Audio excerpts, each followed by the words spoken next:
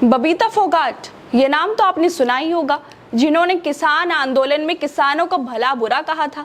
जब उनकी बहन विनेश फोगाट बीजेपी के यौन शोषण के आरोपी नेता की गिरफ्तारी की बात कर रही थी, महिला पहलवान आंदोलन कर रही थी, तो उस वक्त बबीता फोगाट खुलकर बीजेपी और सरकार का समर्थन कर रही थी। लेकिन इतनी मेहनत के बाद भी बीजेपी ने इनका टिकट काट दिया है। और सिर्फ इनका ही नहीं, बल्कि बबीता फोगाट के साथ साथ पहलवान और बीजेपी नेता योगेश्वर दत्त का भी पत्ता साफ कर दिया गया है।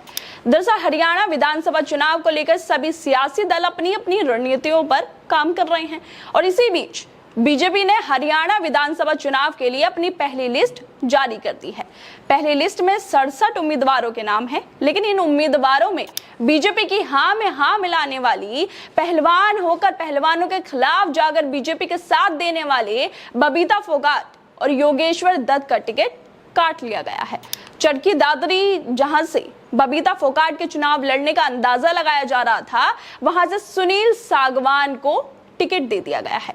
सुनील सागवान वही हैं जो अभी 2 दिन पहले बीजेपी में शामिल हुए थे, लेकिन आपको जानकर हैरानी होगी कि ये वही सुनील सागवान हैं जिन्होंने अपने कार्यकाल में 6 बार बलात्कारी राम रहीम को रिहाई दी थी।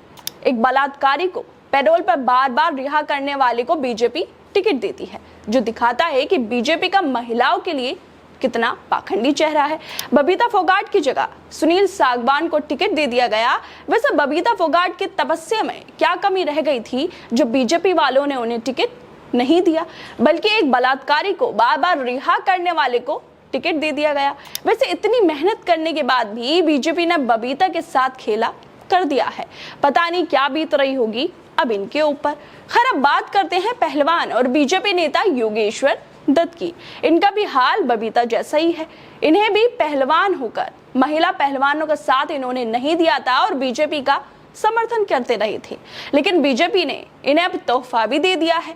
योगेश्वर दत्त ने गोहाना विधानसभा से टिकट मांगा था, लेकिन पार्टी ने अरविंद शर्मा को टिकट दे दिया है और ये मुंह ताकते रह गए हैं। वैसे इन दोनों की हालत अब ऐसी हो गई है जैसे भंडारे में गए तो पूरी खत्म और बाहर आए तो चप्पल गायब।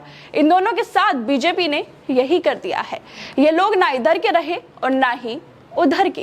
खैर दोस्तों, आप लोगों को क्या लगता है इन दोनों को लेकर? हमें अपनी राय जरूर दें और बाकी तमाम खबरों को देखने के लिए जुड़े रहिए हमारे साथ।